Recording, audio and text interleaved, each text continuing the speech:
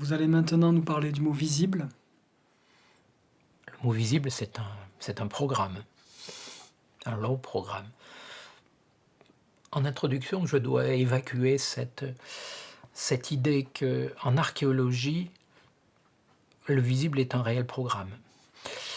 Si en archéologie, je me reprends, le visible est un programme et un problème. Si on ne devait faire l'archéologie que du visible, elle serait vite épuisée. Or, le gros du travail, justement, est de travailler sur des faits ou des éléments objectivables qui sont la plupart du temps visibles, mais que les interprétations reposent sur une masse incroyable de données qui, elles, sont invisibles. Et c'est là qu'est tout le travail. C'est la raison pour laquelle l'archéologie, à mon sens, est nécessairement enchâssée dans un grand ensemble de méthodologies des sciences humaines. Quand on l'applique à l'art rupestre, à l'art des grottes, le visible, à l'évidence, se résumerait à tout ce que nous pouvons aisément percevoir. Et se dessine tout de suite la grosse part de l'iceberg qui serait tout ce qui est difficilement visible, ce qui est peu visible, ce qui a été très intentionnellement dissimulé ou ce qui est ambigu. Et là, à ce moment-là, on peut avoir un certain nombre de classifications. Le très visible, c'est le monumental. Ça peut être les grands animaux de Cussac, de Chauvet, de Lascaux, ou les œuvres très perceptibles que sont les sculptures du Cap Blanc ou d'Angle-sur-Anglin au Roque-Sorcier, où là on ne peut pas se tromper, on a l'animal grandeur nature ou plus grand que nature, et qui, avec des techniques sophistiquées et appuyées, la sculpture ou la grande peinture en grands aplats colorés permet sans aucun doute à tout un chacun de percevoir. Et à ces périodes-là, ces œuvres ont eu un impact. Et puis très rapidement, il y a une multitude d'œuvres dans de très nombreux sites, ou bien dans les mêmes sites, qui obéissent à un autre registre de perception visuelle. On les voit, certes, mais il y a toujours une ambiguïté de lecture. Et c'est le cas de nombreuses gravures qui sont représentées avec une tête, deux têtes ou trois têtes, avec quatre pattes, avec six cornes, etc. Où il y a une possibilité de jouer du mouvement, ou bien de lire un état ou un autre de manière fixe. Et puis enfin, il y a des œuvres qui sont difficiles à voir parce qu'elles sont dans des endroits inaccessibles. Elles sont ostensiblement dissimulées derrière une paroi, dans un creux, il faut aller les voir à plat ventre. Personne qui les a faites savait qu'on ne les reverrait pas. Et puis après, il y a le fonctionnement global d'un site, au long des entrées, du développement des salles et des galeries. Quelle image devait-on retenir d'une grotte? Devait-on tout voir ou ne devait-on pas voir? Est-ce que Lascaux, quand cette grotte fonctionnait, il y a 22 000 ans, tous les groupes étaient-ils de même nature, constitués de la même participation du corps social? Étaient-ce tous les individus qui rentraient? Est-ce que tout le monde allait dans la salle des taureaux ou le diverticule axial? Probablement oui, tout qui est perceptible de la même manière. Par contre, les galeries de droite, aller voir les gravures ou aller dans le puits ou bien au fond du cabinet des félins, seul ou à deux ou trois personnes parce qu'on ne peut pas y séjourner plus, était peut-être réservé à un groupe d'une autre dimension et donc un autre regard sur les œuvres, vous voyez ? Oui, effectivement, le visible et toutes les catégories de ce qui n'est pas très facilement visible font très sens dans l'art pariétal du Paléolithique.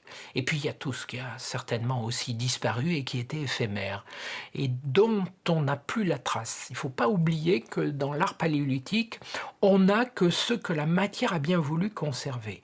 Il nous manque énormément d'œuvres, rien que le passage au traitement à l'infrarouge des parois nous décode en général beaucoup d'œuvres en rouge qui ont disparu, mais il faut imaginer toutes les autres qui n'étaient pas faites avec des pigments minéraux et dont nous n'avons pas la trace.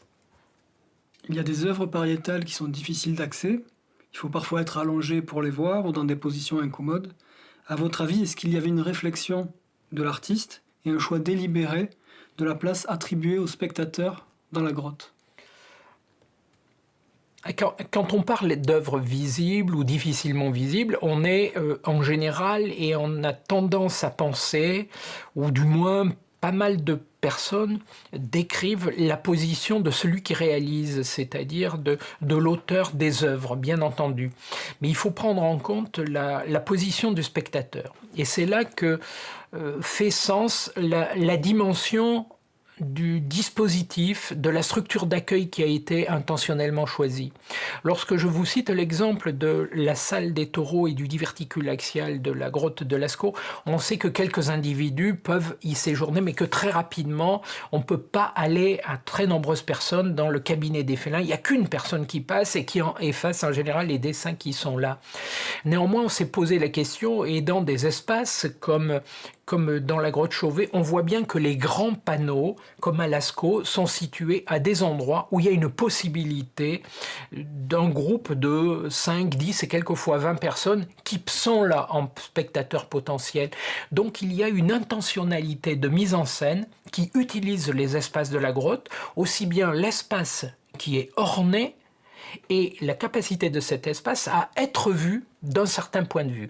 Et la position et la recherche du point de vue des spectateurs dans les grottes est un thème de recherche à l'heure actuelle qui prend de plus en plus de place et qui permet de lire les grottes. Et on voit bien ainsi, par exemple, je parle bien entendu encore une fois de la grotte Chauvet, que le grand espace devant le panneau des chevaux et le grand espace de la salle du fond, qui ont les deux plus grands panneaux, sont les deux points de rassemblement potentiel de spectateurs devant les panneaux, où là, plusieurs personnes voient de manière égale les œuvres. Et puis très rapidement, il y a tous ces recoins où simplement une ou deux personnes seulement peuvent venir.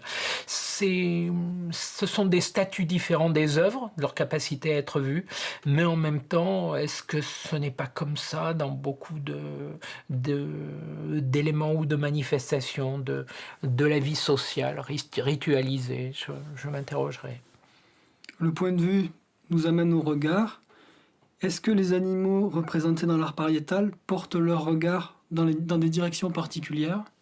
Est-ce qu'ils regardent par exemple le spectateur et est-ce qu'ils se regardent entre eux?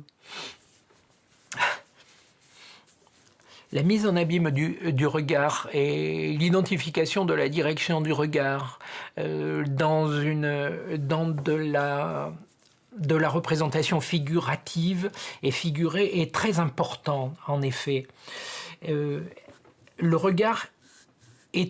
regard du sujet figuré établit un lien avec l'auteur et avec le spectateur. Et il donne un sens, effectivement.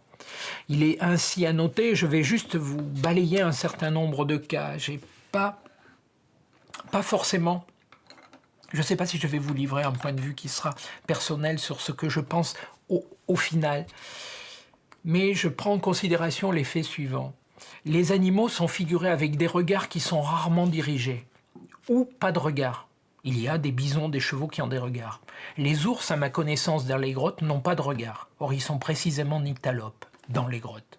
Donc là, il y a une interaction de sens sur l'intentionnalité et le niveau de connaissance de ceux qui dessinaient des ours. Il n'y a pas un ours de la grotte Chauvet qui a un regard.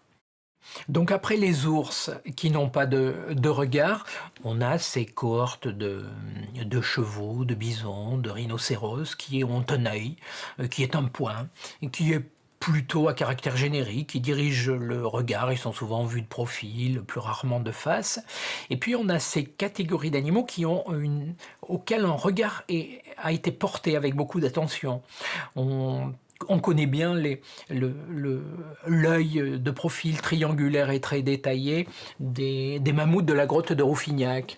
Les yeux des certains lions de la grotte Chauvet sont détaillés avec une physionomie, un rictus de la bouche, les vibrisses, le sourcil même qui est figuré, mais plus que tout sur certains profils disposés de manière très signifiante dans la paroi de la salle du fond. On a les deux yeux qui, de manière d'une certaine perspective très tordue, cubiste, les deux yeux sont sur le même profil, avec les pupilles extrêmement détaillées, l'iris noir sur le cercle de l'œil blanc.